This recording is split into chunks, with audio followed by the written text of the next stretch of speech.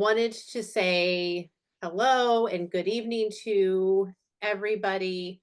Um, Tonight's webinar is all about understanding 504, um, the rights attached to that, and how to secure them. As always, we want to remind everyone that the content of this webinar is intended for educational purposes only, that it is important to consult your own healthcare provider to address your child's specific needs. So just to introduce myself, I am Amy Graham. I am the Executive Director of Migraine at School and joined this evening by Casey Cashman, the Director of the U.S. Pain Pediatric Warrior Program. We are also joined this evening by Maya Anderson, an education attorney with the Disability Law Center in Salt Lake City. And we are just so happy that you all joined us here this evening. Migraine at School is the foundational initiative of the Daniel Byron Henry Migraine Foundation. We are dedicated to supporting students living with migraine. We provide resources, education, tools to help schools create an environment where every child can succeed despite any of the challenges that they may be facing. And so then before we kind of dive into everything, I want to introduce Casey, the director of the U.S. Pain's Pediatric Warrior Program. And Casey, do you want to share a little bit about the Pediatric Warrior Program and I all would of the amazing work that you do? I would love to, and we are honored to be here tonight in another collaboration with Migraine at School. It is something that we love to do. So my name is Casey Cashman. I'm the director of the Pediatric Pain Warrior Program, and our mission at U.S. Pain Foundation is to empower, educate, connect, and advocate for people living with chronic conditions that cause pain. We do that through several different I don't want to say programs because ours is the program, several different ways. So we do have a week-long family summer camp that we do. We do have different peer-to-peer support groups. We have educational resources um, and webinars that we host throughout. So we are honored to be here. And Amy, I don't know if you did something else on your screen because now it's showing differently. I mean, it's still up. Now it's back to normal. Sorry, there we go. Okay, I just I wanted don't know before what. you got in, I wanted to make sure you guys knew that. Yeah, no, I'm sorry that I moved it over so I could actually see your face, Casey, but I guess that was a mistake. See that? That's so funny.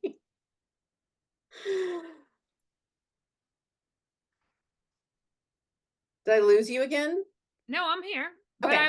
I was done introducing myself. Okay, perfect. Unless you want me to, like, do a song and dance or I mean, something. I love it when, I mean, I wouldn't say no to that. I wouldn't say no to that. We might scare these people off, though. So we want to remind everybody that, in case you missed our last webinar, we talked about a healthcare plan, which is often that first step as you start navigating accommodations in your school. Um, we have a recording to that. This QR code will take you there. And so please, you can find it on both the US Pain Foundation's YouTube channel and the Migraine at School YouTube channel. It is there for you to view and all the information that came along with that webinar. Casey is going to throw into the chat so the link to both the video and the upcoming registrations for the further webinars and workshops that we're doing. Our next webinar is going to be all about IEPs, and that is November 20th. And you can sign up for that now. Registration is open. Then in December, we're going to do a two-part piece, one on December 4th, which is a parent panel discussion, parents who are sharing their experiences and answering your questions about what it's been like for them to navigate this whole process. Then on December 5th, we are going to do a workshop for the students. And the workshop will be about creating an advocacy script, really empowering our kids to be able to speak up about their pain and advocate for themselves, because it's a really important skill to learn. It's something that is even hard for adults. So if we can really empower our kids to sort of, speak up for themselves, and those are happening later this year. Amy, before you continue, Yeah. can you make me a co-host so I can message everyone? Because right now I can only do the panelist. Yes. Sorry, just so I can get No, that in. that's okay. I apologize. That There you go. You should be able to get Yep, perfect. in there now too. Perfect. Oh, I want to now. I've like lost my okay.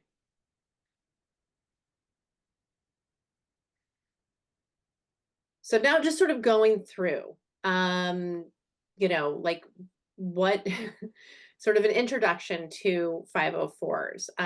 That, Section 504 is a part of the Rehabilitation Act of 1973.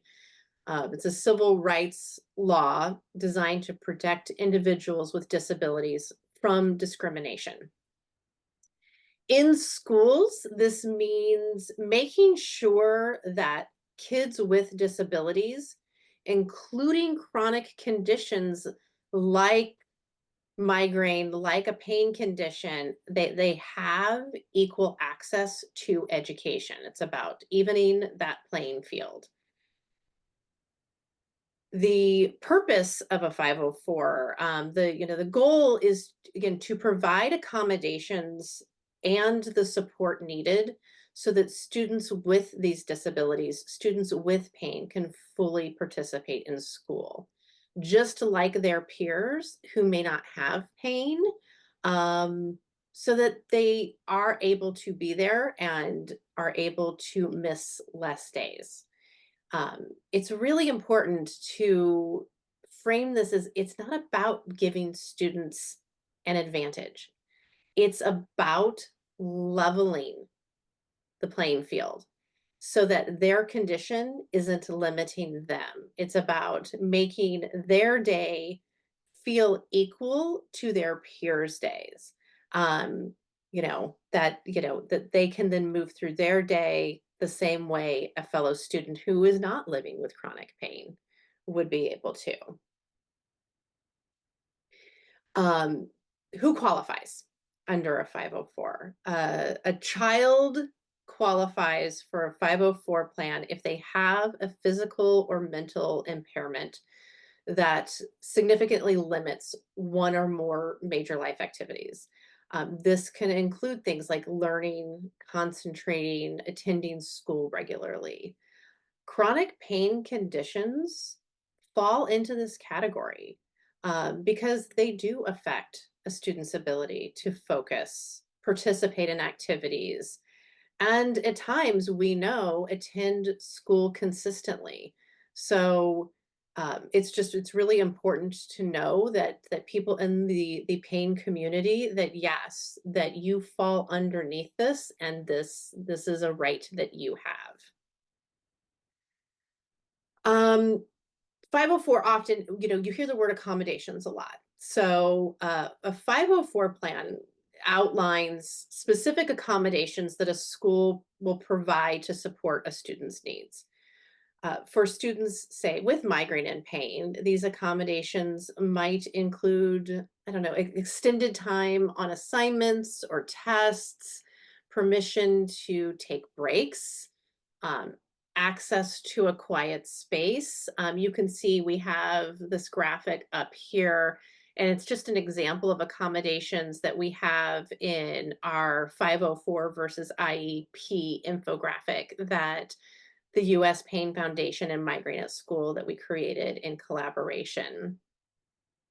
A 504 may also involve flexibility around attendance policies, and access to the healthcare that they may need. A lot of our kids have medications that they need to take during the day, and having access to that is just really important. So Why does this matter? I mean, chronic pain is so misunderstood. We all know that, and stigmatized because often it's an invisible condition. And it can be debilitating. And without proper accommodations, students may start to fall behind academically, struggle emotionally, affect their social life. So, having these accommodations can just be really essential to changing our child's experience at school.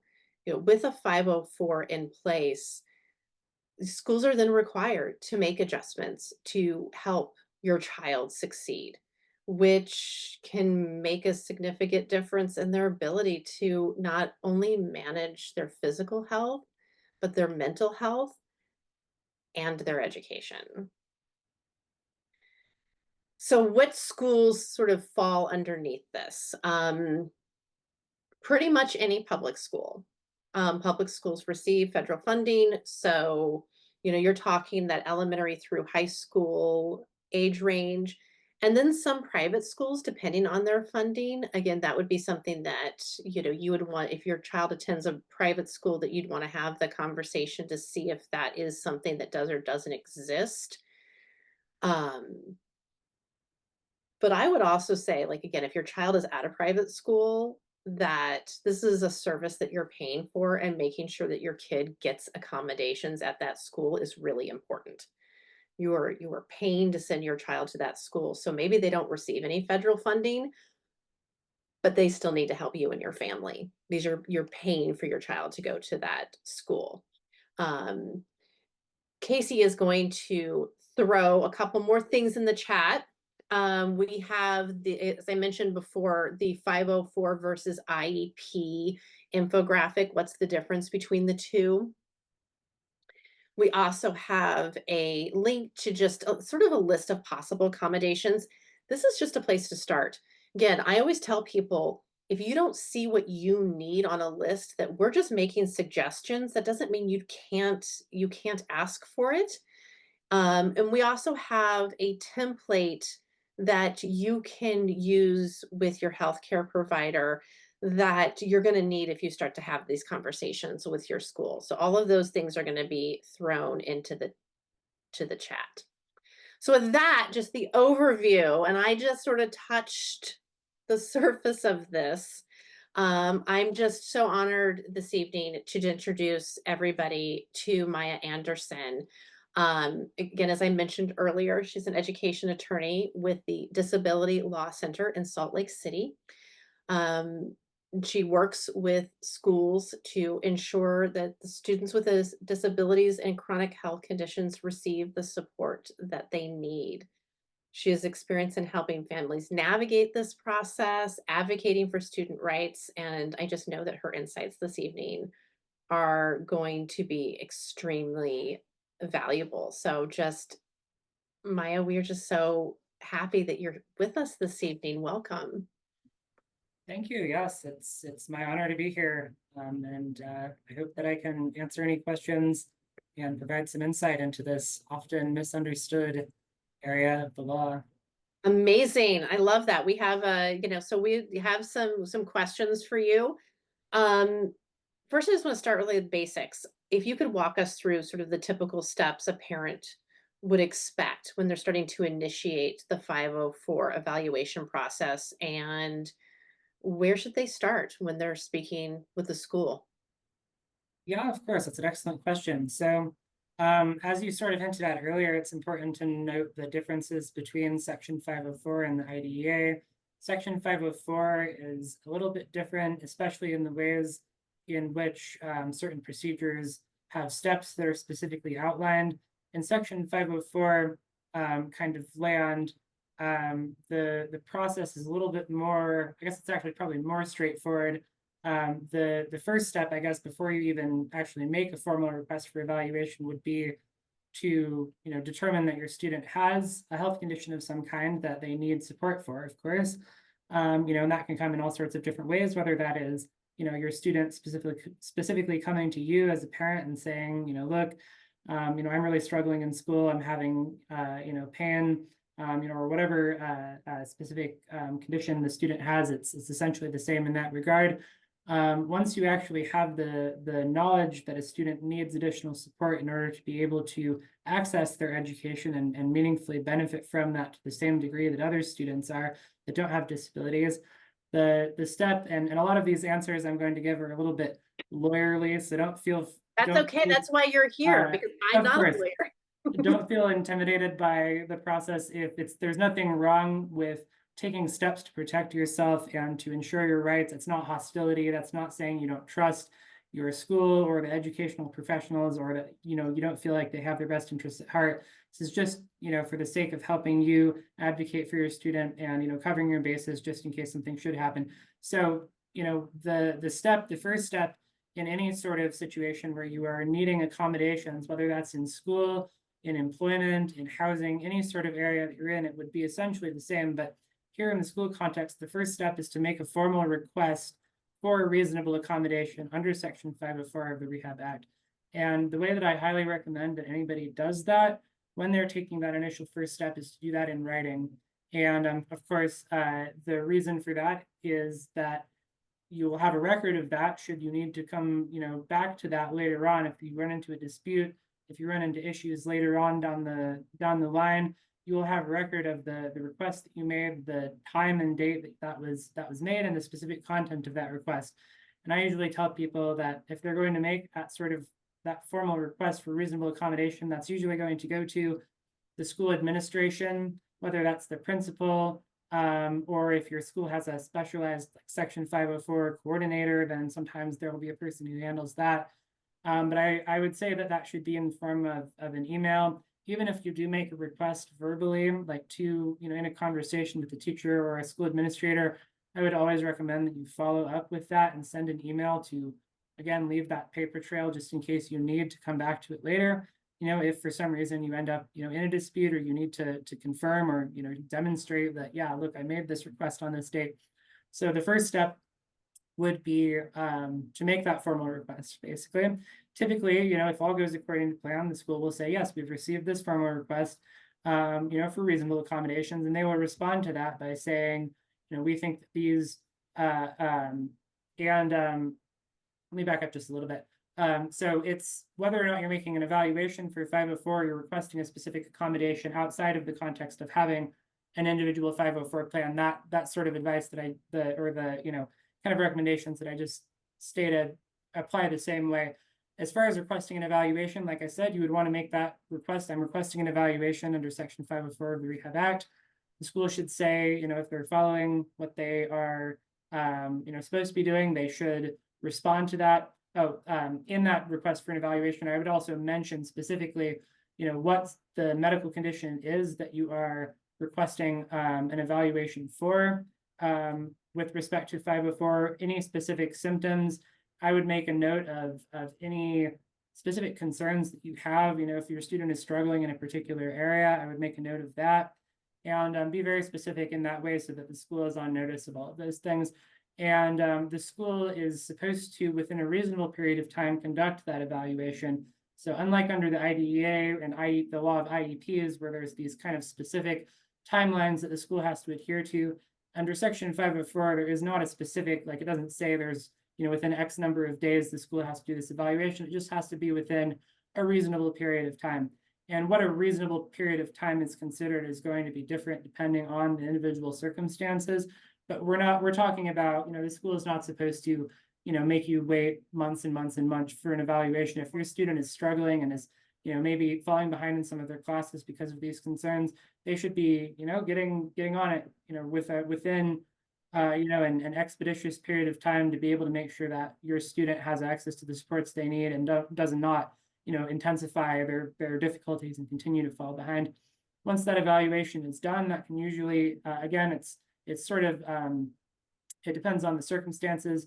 For a student with migraine, for instance, you might be talking to your medical providers, your doctors, perhaps a neuropsychologist or a psychiatrist, anybody who is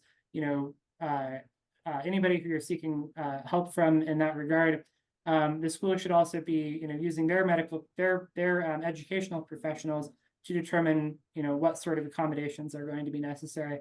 And after that evaluation has been done, after any observations, any testing that has been done is completed, the people involved in developing the 504 plan should meet together and develop a 504 plan, which contains those accommodations and services that the student is going to need in order to be able to access their education. And you sort of go from there. You have more specific accommodations that you want to request. You can do that either in that meeting or after the fact. There's no limit on when you can request accommodations. You can always go to your administrator and say, I think my student needs more accommodations in, X, Y, or Z area. And if they're doing their due diligence, and that should be something they should follow.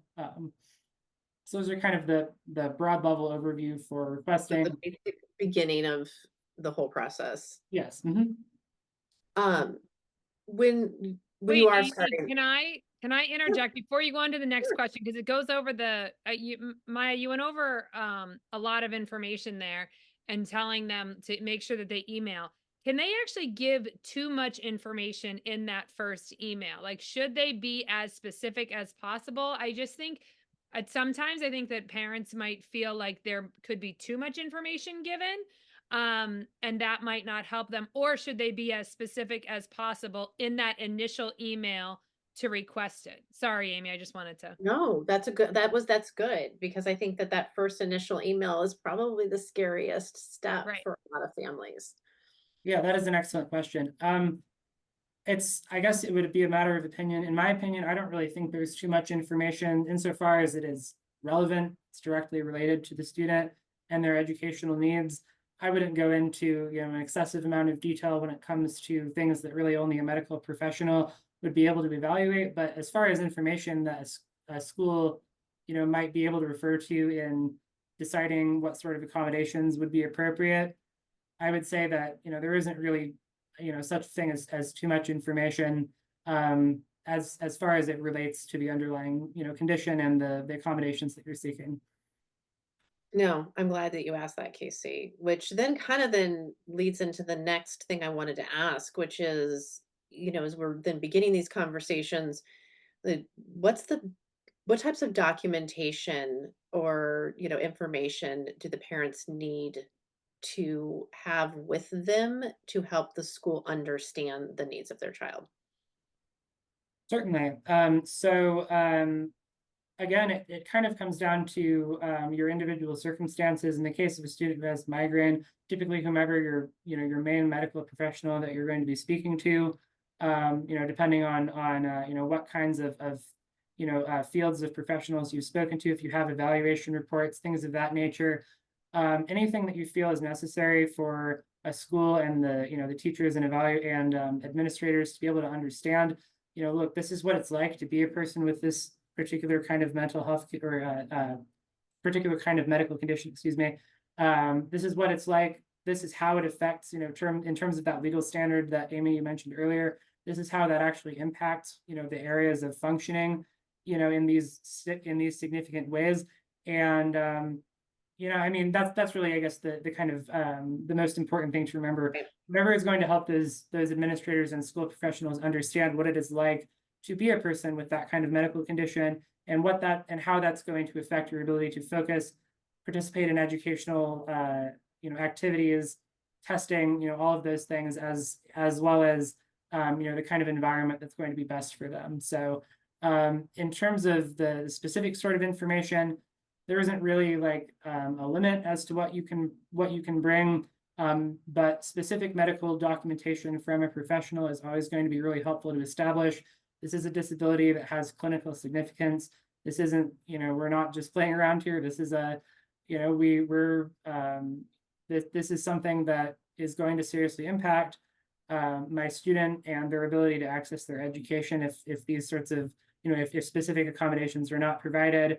And it's always good to have documentation of the specific, diagnoses, symptoms, if there's been any medical procedures, that can be something that you can bring to the attention of the school as well. But yeah, I mean, it really is just sort of whatever you have access to by way of medical documentation, the school can add it to their file. they shouldn't be saying things like, well, this is not relevant, we're not going to be adding this to your student's file. Like, well, maybe it is relevant, maybe you'll need to know that. I would like that included in their file so that teachers have access to that. So you have pretty wide ranging power as the parent of a student with a disability to add things to your student's education file and have that considered. That's a really good point. I just want to like say that again to our audience is that, you know, you have the power as a parent to add what is necessary to your child's file. Because that I think leads in then to the next thing I want to ask you, because I think a lot of times when we think of these accommodations, like we think of physical, very, very obviously, like where we can see them non-invisible conditions, and it can be a little bit confusing for our families that are living in a chronic pain world. Um, I know that you mentioned how it impacts, like, you know, like you're trying to prove like how this impacts, you know, a child's life at the school. So how do you determine then if a child qualifies for a 504 plan, and what do these families need to know? That's an excellent question and something that comes up quite a bit in terms of obtaining services and evaluations for a student. There's a lot of misconceptions surrounding invisible disabilities, as you pointed out earlier, and it really is important to emphasize, precisely how this affects a student's ability to benefit from their education and those functional life skills that are required. So, like you sort of mentioned earlier, the standard for whether or not a student qualifies for a 504 plan, it's less restrictive or less specific than whether or not a student qualifies for special education under, say, the IDEA, for instance.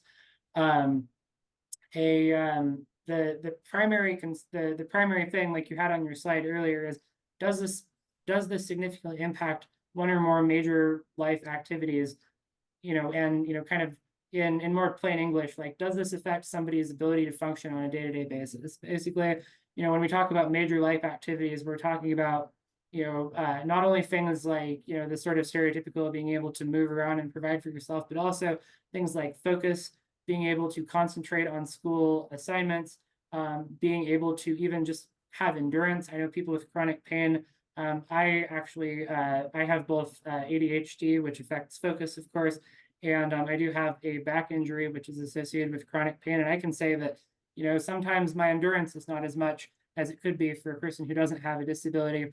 And the factors that a school is going to be looking at, whether if they're determining whether or not a student qualifies for a Section 504 accommodations and is eligible under Section 504 for those protections, are: does this student have a disability that affects their functional skills in such a way that they actually need these accommodations in order to receive the same sort of benefit that students without disabilities are able to receive? So that's that sort of the core, I guess, principle under Section 504, is this concept of a free, appropriate public education. It's similar to a concept that's called the same thing under the IDEA, but it's important to know that the distinctions there.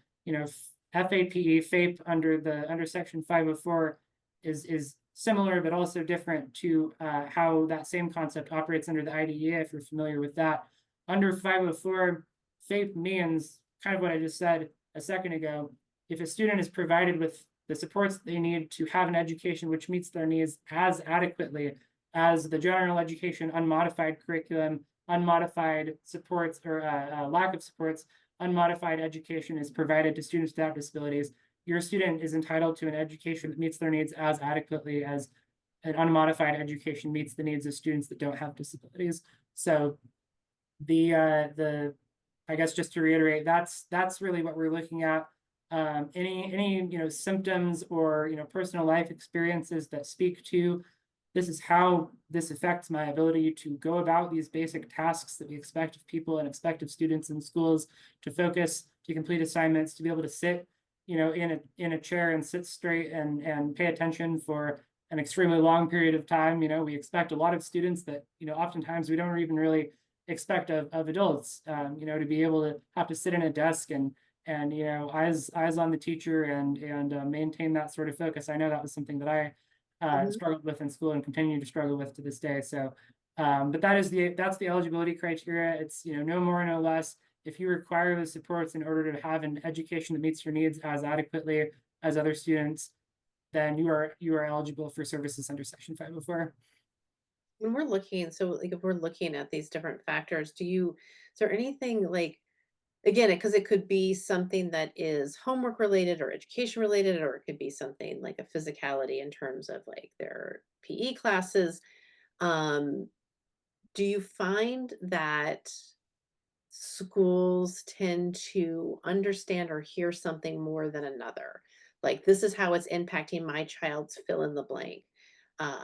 Is there something that, again, that our schools are more likely to sort of connect those dots or Yeah, so that's actually a really good question as well. This might sound a little bit cynical, I guess, but schools respond most directly and effectively to, absolutes, I would say. Like my student cannot benefit from their education if they're not provided with these accommodations. It is impossible for my student to actually make the same kind of progress that can be expected of other students if they are not supported in this way, basically.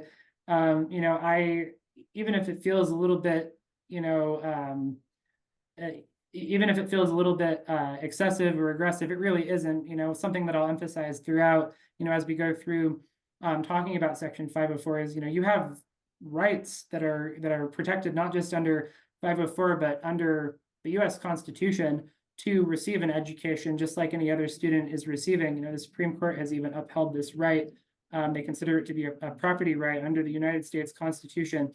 And in order to benefit from those rights, just the same way as anybody else and not be discriminated against, you have the right to do that, and you have the right to advocate for your child. And, regardless of how it feels to express that, you don't need to be, to be rude or anything like that to make that clear. And it really is, a matter of letting them know, like, this is serious, like, there's a lot of misconceptions around these sorts of things.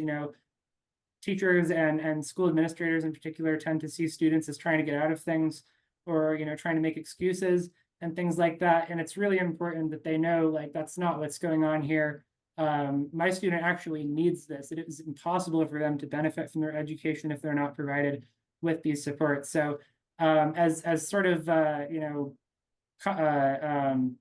upside down as it might seem, it actually is beneficial, at least I find in my practice, to be very, very specific and very, very clear and absolute and make no bones about it. This is something that is needed. This isn't a matter of like, well, my kid would do better if they had this support. It's like, they're not going to succeed. We don't even know if they'll be able to graduate, because that's true almost 100% of the time, especially with conditions like chronic pain, migraine, things of that nature.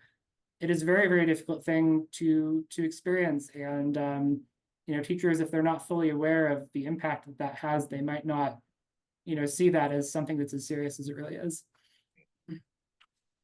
I love that little tip though, because I think sometimes we are fearful and we don't ever want to say like can't and won't and should, you know what I mean? And I think we don't ever want to put those limitations, but in a situation like this, I think it's extremely beneficial for schools to understand that.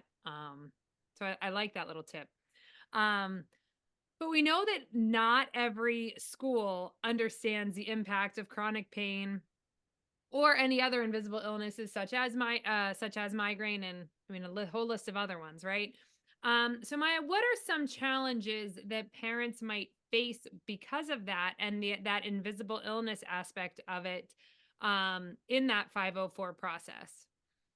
So I kind of hinted at some of those things, just a moment ago, answering the previous question. But the thing that I encounter most regularly is schools just don't necessarily know like what their legal obligations are. They also have misconceptions, sometimes even I would say prejudices about certain kinds of disabilities. Like I mentioned, there's this sort of it's a very like entrenched idea that children are manipulative or that they like to get out of things. And I just think this is just an awful misconception that people have. If somebody comes up to you and says like, I'm in pain, like, I'm not able to do this, can I please have help? Like, the response to that should not be like, oh, well, what are you trying to get out of? Or, what is it that you're trying to do? What is this an excuse for? That should not be the first response that people have, and if it were outside of the educational context, I feel like people see that as much more of a, you know, a ridiculous sort of response as it really is. So I think the sort of first thing, I guess, would just be, you know, people misunderstanding what the nature of the problem is. Again, going back to like, this is something that is necessary. My student is not able to benefit from their education. They're not able to participate even, or sit in class sometimes with the rest of the students and make it through the full day without, you know, having some serious, you know, physical and mental health struggles as a result of that if they're not provided with these accommodations. This isn't about trying to get out of schoolwork. This isn't about, you know, Amy, like you were saying at the beginning, this isn't about getting an advantage over other students. It's really not about that at all. Having a disability is itself, I mean, as the name implies, it is a disadvantage. And the whole purpose of having accommodations is to remove that disadvantage so that people can succeed on their own merit, just like anybody else can. And, you know, we obviously believe very strongly that if provided with accommodations, that people with disabilities absolutely can and will, you know, express that resilience and will rise to the challenge and, you know, do everything that they need to do, including the requirements that are put before them. But, you know, we wouldn't, just like you wouldn't take a wheelchair away from somebody who uses a wheelchair because, you know, you think that they should get by just like everybody else can. It's the same sort of thing. If a student needs something that other students don't need, it's because they have a disability that is that you know has caused that basically. And so that sort of misconception, that, you know, I dare I say, like bootstrap kind of mentality, is really a huge problem in this context. Another thing that I run into frequently is, you know, quite frankly, just myths about how Section 504 and the IDEA, for that matter, work. I've had cases where I actually, you know, just recently was involved in a due process case where this came up under the IDEA, but it's the same sort of idea under 504. Some schools have this idea that only students with certain kinds of disabilities are eligible for either an IEP or even a 504 plan. And the IDEA is a little bit more specific. So, and, you know, you should come to the IDEA session if you want to learn a little bit more about IEPs. But even under 504, where literally the only requirement is that you have a disability that affects your, you know, one or more major life activities, that affects your functional skills in that way, some schools will say like, well, we're not going to give you a 504 plan. We only provide 504 plans to students with X, Y, and Z. You know, I've heard, you know, both in IDEA and 504 context, like we only provide accommodation plans to students who have learning disabilities, or we only have, you know, accommodations. We only provide accommodations as a matter of policy to students who have an intellectual disability, or, you know, whatever the thing might be. That's a myth. You know, that's not true. The law does not support that, I guess I should say. Even if a school says, well, this is our policy, this is how we do things, it doesn't matter. You know, the federal law is king in this case. Basically, it supersedes any sort of state law and district level policy. Or a charter school, if a charter school is basically like its own kind of self-contained school district, they can have whatever policies that they want, and that's great. But to the extent that that contradicts the federal law and the federal requirements of civil rights, you know, that cannot override. Basically, the federal law is you know, supreme over all of that, and they have to make accommodations basically. So as long as you meet those requirements, you're supposed to be entitled to that. But we do find that sometimes school districts will say, you know, we just don't do that here. That's not how we do things, you know. Or they might, another thing might be like, you know, they might say, okay, well, we'll evaluate you, but we're going to make you wait. You know, we're not going to, you know, we don't want to, you know, we don't want to, you know, unnecessarily provide you with accommodations, as though that were a thing. So we're going to require you to, you know, as a matter of policy,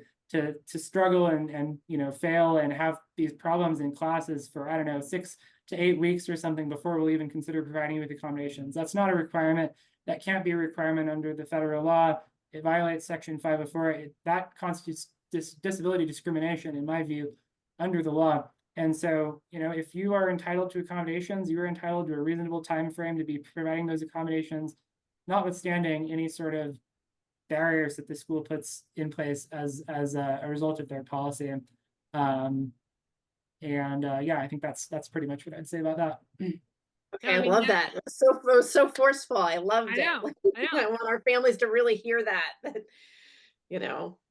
I just wanted to remind everybody, we only have a few more questions here. So if you guys have some questions, make sure you do put them in the Q&A that we can ask Maya as soon as we're done.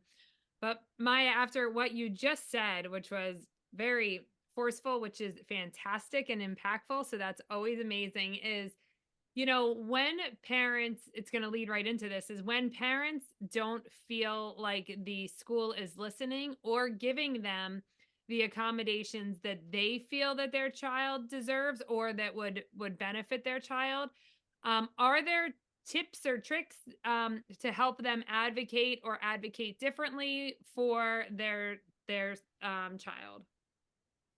Yeah, so some of those things I've kind of already mentioned earlier, but I would just reiterate basically that lawyer answer, evidence is always good. Evidence is your friend, and in this case, that's going to look like medical evaluations, medical documentation, and even beyond the realm of like professional, licensed medical professionals reports and things like that. You can also bring into play if you've been in another school district or have just, if this isn't your first rodeo, most of the time it isn't, to be able to point to your students' prior history and say like, look, we needed these supports in the past. We're going to still need that. That often comes up if you're transitioning from elementary to middle or middle to high school or even beyond. You can, receive accommodations, under the ADA and other reasonable accommodations on even beyond and into college, and that's something that students in terms of self-advocacy should have access to resources for that. So again, that's sort of the stereotypical answer. That's also the same thing about getting things in writing. That's to provide evidence later on, not only if you're going to seek dispute resolution of some sort, but if you just need to make a point, basically like, look, I've made this request multiple times. My student is still struggling. We saw back last school year, hypothetically, last school year, I emailed you 6 or 7 times over the course of like 5 weeks about this problem and the struggles my students are having, and we're still running into this as a result of not having these accommodations. When are we going to get this in place? So that's something you can always point to. And again, even if it feels a little bit, aggressive, it really shouldn't. I really want to emphasize, like, these are your students' rights, and you have the right to stick up for them.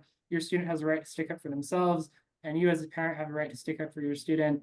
That's just what the law says, and you're entirely, entitled to be able to do that, no matter the, any sort of pushback that you receive from administration. Yeah, the language that you use, the way that you talk about things is often going to make a huge difference when you're sort of trying to get through to people. It's very tempting to sort of hedge and say like, well, I don't want to be a burden. Is there any way that we could maybe, but you're really not doing yourself any favors when you kind of make it sound softer than it really is. You don't have to be, aggressive or yelling or saying anything like that, but like you can absolutely say, like, look, I don't know how to tell this to you other than like we are at our, we don't know what to do. Like our student desperately needs this help to be able to benefit from their education. This isn't about trying to get an advantage. This isn't about trying to skirt the responsibilities or avoid learning personal responsibility. My student is here to learn personal responsibility and is willing to put in the effort and willing to put in the hours to make this stuff happen and achieve the requirements and graduate and go on to be an independent adult. But in order to even get to that point, these things are needed, basically. So I would say that, like, to the extent that something really is necessary, it really is non-negotiable, like, you can say that, you can make that very clear, rather than saying, I think it would be helpful if we had this. I mean, if the school is working with you, then it's one thing, but if you're getting that pushback, then it's very important, I think, to basically make no ifs, ands, up or buts about it. Like, this is necessary. We're not going to get anywhere if we don't have these accommodations. We've requested this firmly. We want this to happen, and it's our duty to do that. No, and before I get into the last question, and then we'll jump into to some individuals' questions. And I think the answer to this one is going to be documentation. So I'm just going to throw that out ahead of time. But now the question that I have is, they have the 504, right? And they have all the accommodations that they think that they need. But now it actually comes into implementing it, and whether it's the teacher or the school district is not actually following through now on that, on the 504 that is in place. What are our parents' next steps to do at that point? Was I right with documentation? That is part of it. Okay. That's always going to be part of it. I do want to add though that so this is sort of a plug, I guess, but you know, I work for an agency called the Disability Law Center. We are what's called a protection and advocacy agency. Every state has one. Actually, some territories have one. There's one down in the Four Corners on the Navajo Nation. I was actually just down there doing a collaboration with the Native American Disability Law Center a while ago.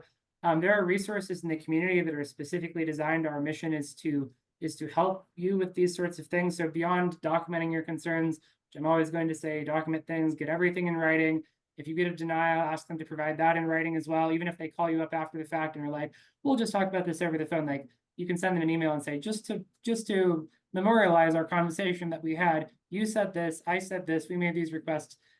So I'm gonna, you know, sound like a broken record on that, but you know, provided that you know, feel like you've exhausted all of your options.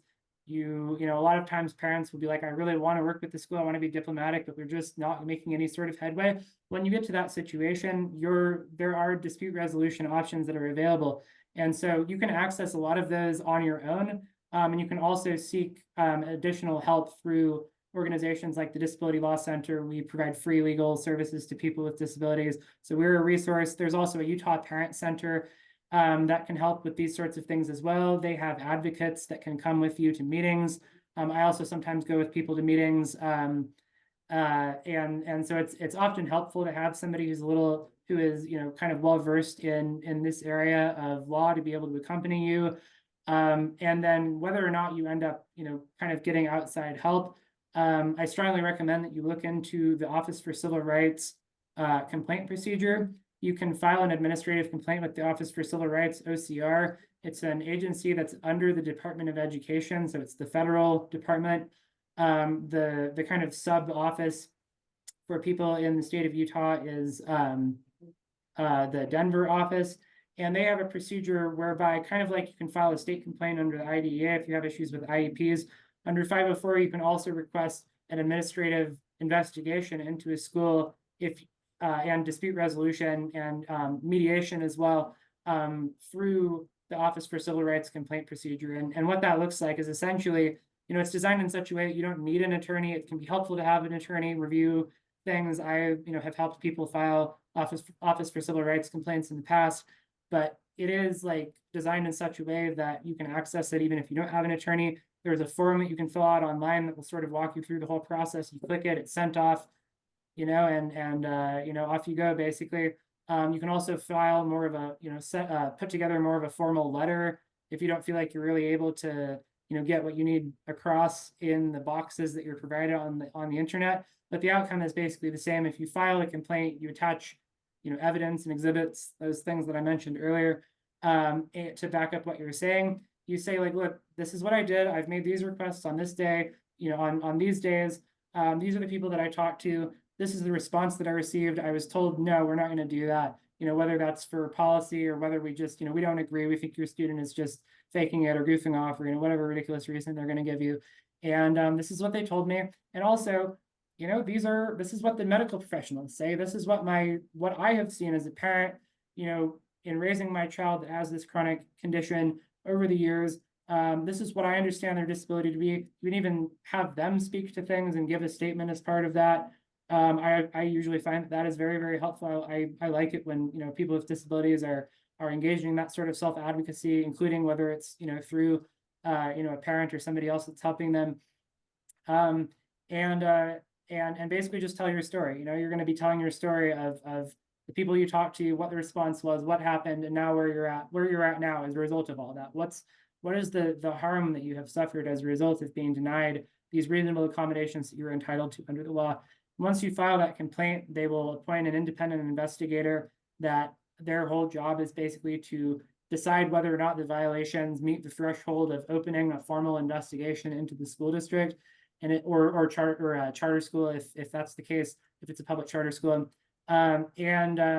They will, you know, speak to whoever they need to speak to, gather evidence and things of that nature, and decide if they're, you know, if they think there is something to make a case on, they can open an investigation. And if they find violations as a result of that investigation, they have the authority to order the school district, look, you failed to provide a reasonable accommodation to this student who requires it under the law. You need to actually conduct that evaluation. If you haven't done that, you need to provide these evaluations. And sometimes even if your student has lost out on educational opportunity as a result of being denied that, they can also order them to provide compensatory education services, which is like hours outside of the school day that are designed to support students with disabilities, and make up for what they would have gotten if they hadn't been denied those reasonable accommodations they're entitled to. So I strongly recommend that if you run into issues with the school, look into that with a school district with respect to requesting reasonable accommodations, requesting a 504 evaluation, implementing a 504 plan, all of those things. Any issue that you have under 504, OCR is able to do an investigation into that. And I would strongly recommend, even if you haven't run into issues yet, to familiarize yourself with that process in the event that you do ultimately end up needing to seek dispute resolution. Yeah, it's a good process, and definitely take a look at that. No, that is such important information to have. I know we like to say to parents all the time, nobody knows your child better than you do, and you don't have to take no for an answer when you know your child needs it. And I think that that's just so important. We have a few minutes left. We have some questions from our attendees. The first is a 504 inclusive of academic and health accommodations, or are they two separate documents? Very, very good question. So it depends on what you mean by academic accommodations. If you are referring to things like testing accommodations, things like that, those are going to be covered under a Section 504 plan. Any sort of accommodation that's related to your student's disability, that is simply an accommodation to the school building, or the delivery of education, timing, things of that nature. That's all going to be covered under 504. I guess it's probably easier to say what isn't covered under Section 504.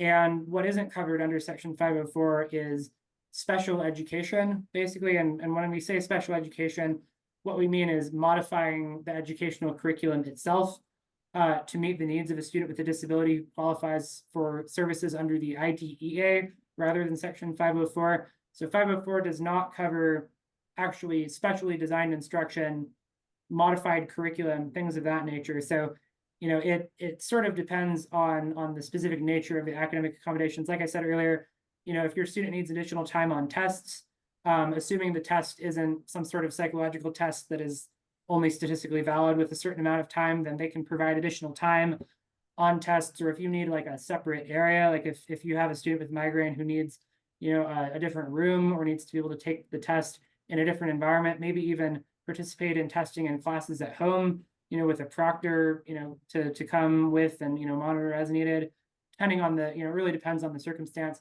Those are the sorts of things. That's not actually modifying the curriculum itself. That's modifying testing, making accommodations to the setting of things. Those are going to be covered under Section 504, but any sort of like actual editing to the curriculum itself, changing like the level or speed that things are presented at, that's only going to be a thing if you qualify for services under the IDEA. But if those are things, what I would say before I end with that, if you do think your student needs those kinds of accommodations, that is a suggestion that strongly suggests that your student might qualify for an IEP. And so that would be the sort of red flag that would indicate you should go to the school district and actually request, if you already have a 504, even if you don't have any accommodations, you can also make that same sort of request formally for an IEP evaluation. We won't go into that now, obviously, since that's for another time, but that's sort of what I have to say about that. Okay, that's good. So our next question is, the school keeps asking for access to medical records. Is it necessary to provide this? So if it depends on there's a lot of, again, the lawyer answer, there's going to be a lot of it depends. The long and the short of it is, like, no, you're not required under, like, there are confidentiality rules surrounding medical documentation and the disclosure thereof. To receive accommodations under 504 or the IDEA, you are actually not required to have a diagnosis even. Having a disability does not mean having a diagnosed disability. That can be helpful if you need to sort of prove your point and prove your case, but they cannot, like, as a legal matter, they cannot require you to provide certain medical documentation as a precondition for obtaining accommodations under Section 504. That's not going to be legitimate, and that can even be the basis for, you know, an OCR complaint, for instance. However, if the school is saying, like, we need to know about, like, a little bit more information about the student's disability just for the purpose of, like, deciding what appropriate accommodations might be, it oftentimes is in your best interest to disclose those documents. But if you have something that's sensitive, if you feel like, you know, maybe like let's say you have certain documents, you're like, okay, well, we have these, you know, very kind of basic overall documents going over, you know, diagnosis and symptomology and those sorts of things. You know, we think this is what's actually necessary to be able to develop an accommodation. But there's other stuff, maybe you have some sensitive information, mental health information, other stuff that really doesn't pertain. They shouldn't be required, you know, you are not required to disclose anything and everything. You should provide them what you feel comfortable providing and what you think is actually necessary for them to get a good idea of what accommodations to provide. But as a legal matter, no, you're not required to provide any sort of medical documentation as a precondition for receiving 504 services. If you can demonstrate that your student has a disability that would qualify them for services under 504, you know, then disability is a disability. You're entitled to services. I just want to jump in real quick because so I went through the 504 and then an IEP with regards to my son. And I know that our school district was really trying to force me to actually sign the medical release that the school district could speak to the doctors, right? To my son's doctors, not even just providing them with the documentation. I knowing what I know, I had refused it because I was like, no, you can talk to me, but I know that a lot of families almost feel bullied into and pressured into signing that over. And I just want to get your perspective on that, that I was like, there's no reason that you need to speak to our doctors without me being present or, you know, with other information that they have. So I mean, it just kind of touches base a little bit, but I just didn't know what your perspective on that one was. Yeah, you're absolutely right, and I'm glad that you had that intuition and experience as well. Yeah, that's entirely inappropriate. Like, again, you can do, like, if you're the parent, you know, you have the right to do, you know, whatever it is that you feel the need to do and what you feel comfortable with. So there's nothing that prevents you from doing that sort of thing and having the school communicate with with hospitals or doctors' offices or providers. But there's also nothing that requires you to do that. And in most, if not all cases, I think that would probably be excessive, to actually sign over, you know, a HIPAA release, just assuming what they were probably trying to get you to sign. Like, they don't need to have access to your unedited, full, uncensored medical file to be able to determine that you have a disability that qualifies under 504. And that's absolutely not something that you're ever required to do. Again, like, you can just as easily get whatever documentation that you feel is necessary to provide and give that to the school, you know, on your own accord, and say, these are the things that I'm comfortable with you having. This is what I think is actually necessary for us to be able to develop an appropriate 504 plan. You know, you can use that, and that should be enough. You know, the school does not have any sort of right to demand that you sign away HIPAA rights, or that they have to talk directly to medical professionals. That's entirely inappropriate in my mind. I agree. That's why I just wanted to make sure that our families heard that, because sometimes I think that we think the school, I think we'd all like to think that the school is trying to help our child, right? Because that's why they're in education. But the fact is that's not always the case. And so I think we are sometimes too trusting of them, and there's a lot of information there that they don't need either. So Agreed. That's Casey, I'm glad you brought that up.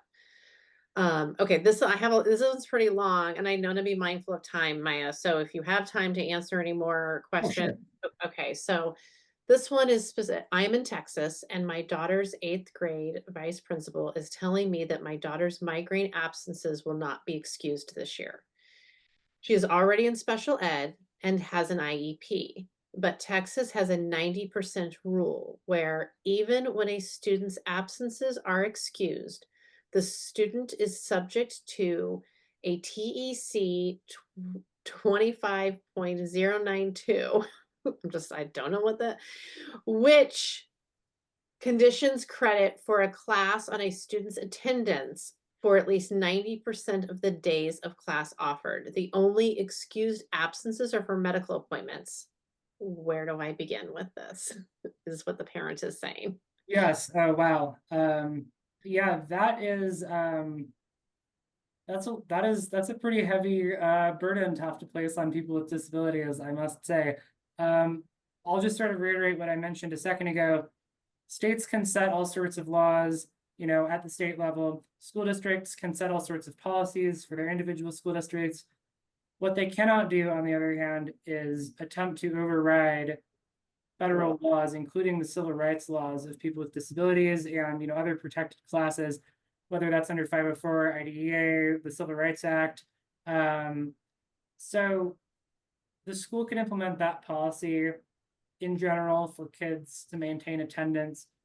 But if you have a disability and you require accommodations to that, if you're not able to get credit as a result of being, you know, having your credits canceled out due to, you know, say, unexcused medical appointments or emergencies or things like that, that the school might not be willing to sign off for. You know, I can't speak to Texas law specifically, but I can say that as a general matter, states are not allowed to set policies that, as a blanket matter, deny students their civil rights. So, you know, the answer would be like, that would, you know, I would specifically, you know, request an accommodation to that policy, do all those things that we mentioned earlier, get that in writing, say like, look, you know, my student needs to be able to graduate just like everybody else does. Having a disability should not prevent you from graduating if you are willing to put in the effort and the time and fulfill other graduation requirements otherwise. And you guys need to make an accommodation to that policy so that my student can receive the credits they need to be able to graduate on time and not have to have their disability, you know, be used as a burden against them to prevent them from accessing their education to the same extent and as adequately as other kids have access to. So they can put whatever policy they want in place, but if a student comes with a reasonable accommodation request, they need to honor that. And if that means making exceptions to their policy, the civil rights laws, Section 504, was passed by Congress, the United States Congress, in the 1970s, and it supersedes state law, it supersedes school district policy.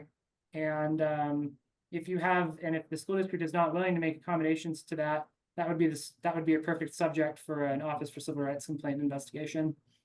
No, I think that's exactly right. And I just like, I feel like this is almost like, you know, yes, the federal law is king, period. So again, I think that you're going to see all sorts of districts and counties try to like come up with their own idea of what they want to do, but that doesn't make it legal. So, I also think it's again, not that it's the same, but again, I'm going to speak about my child who in the state of New Jersey, it is required that you take driver's ed and before you can graduate. Well, for anybody who knows my child, he's visually impaired. He's almost completely blind. So I'm like, well, why does he need to take driver's ed? He will never have his driver's license. Like, this is not, he doesn't need to sit into this class. And they're like, well, it's the requirement. And I'm like, yeah, that's great, but it's not a requirement for him. And we did get him out of it again, even though they were saying it is their requirement because his disability, it didn't matter, right? He doesn't need to take driver's ed. And so they had to amend that to say he can graduate without that course for his accommodations. Yeah, and that's an excellent example. Yeah, it doesn't matter, you know, what state you live in. All of the states are subject to federal law. That includes the U.S. Constitution. That includes federal laws like Section 504 and the rest of the Rehab Act, for that matter, the Americans with Disabilities Act, the IDEA, Civil Rights Act, all of those sorts of things. And I encourage you, if you're in, you know, another state. I'm based here in Utah, in Salt Lake City. But if you're in another state, every state has a disability law center or a protection and advocacy agency that does this sort of work. And I would strongly encourage you to get in touch with whatever your local agency is if you have concerns of that nature. Yeah, Are find those your free in, I'm sorry, Amy, are those free in every state, or is that just your state that those are free in? In every state has a disability law center. We're just called the Disability Law Center or Disability Law Center of Utah. A lot of states have one that's called Disability Rights State, like there's Disability Rights California, Disability Rights Colorado, are a couple that I know of. Some are just called the blank Disability Law Center, but you can look them up and look up, state protection, and the formal name is Protection and Advocacy Agencies. They all provide free legal services to people with disabilities. They might set different criteria for what kinds of cases they're able to take on, but every state has one, and you can look into that no matter what state you live in, or even the territories, or if you're on the Navajo Nation or the Ute tribal reservation down in the Four Corners region. There's a Native American Disability Law Center too. So they're all over the country, and I'm really proud to be part of this network. We do great work. Oh, what an amazing group you work with, Maya. I will say, Casey, I've already made notes, and you and I now already have something new that we need to work on, which is, I think, finding the names and contacts of all of these agencies in all the states so that it's something that we can provide to our families. So, as we're hearing from some families in Texas, that then, if we can do the legwork for them, I think that's something that we can probably put together, and going into 2025, a resource that we can offer our families.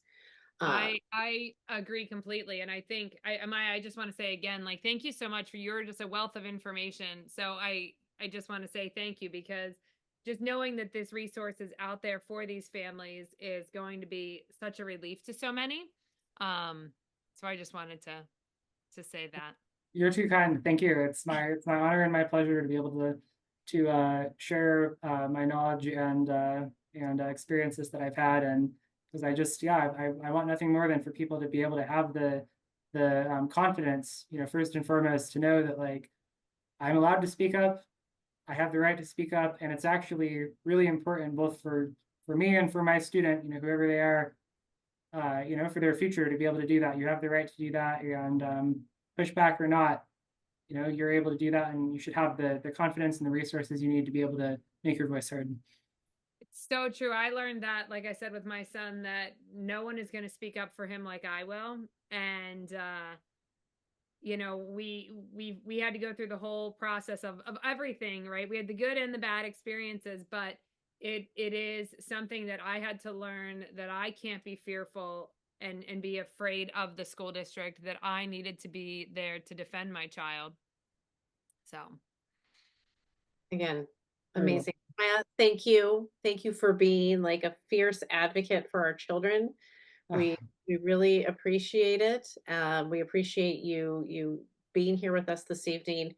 And just a reminder then to our families, we do have, I'm going to throw it up on the screen, just our next webinar, which is all about the EEP process, which, Maya, I believe you are joining us again to Yeah, absolutely. sort of, talk about that whole process and what that means. And again, registration is open for this, and so please register if you're interested. And is there anything else, Casey, that you want to no, add before we? I said, Maya, that I really appreciate everything that you shared with us tonight. To the families who are listening, please reach out to Amy or myself. We are here as a resource for you, and know that we together, like, you are not on this journey alone. And I know that it is such a fearful journey, and you don't want to feel like you're rocking the boat sometimes to those school districts. But if we have to set our kids up for success, and if our kids see us advocating and being a powerful advocate for them, starting at that age, and at any age, that then they also learn how to advocate and how to speak up. And so we have to be able to show those kids, all of our kids, how to do that and how to do it properly. And we have to stand behind our kids, right? So if we know that our kid is struggling with something, and we accept that they're not going to make those accommodations, then our kids also are impacted by that because then they feel like they don't deserve it. And our kids get that enough with things taken away. So I think if we prove to them that we are with them, we are standing right alongside them and advocating with them, that mentally that will help them in their pain journey as well. Yep. I like that, Casey. Rock the boat. Rock the boat. Absolutely, rock the boat. Amen to that. Yeah, well, Are you gonna we'll start leave it singing at that. tonight? Everyone just rock the boat. And we look forward to seeing everybody next month. So again, Maya, thank you. And everyone have a nice evening. Yes, you as well. Take care.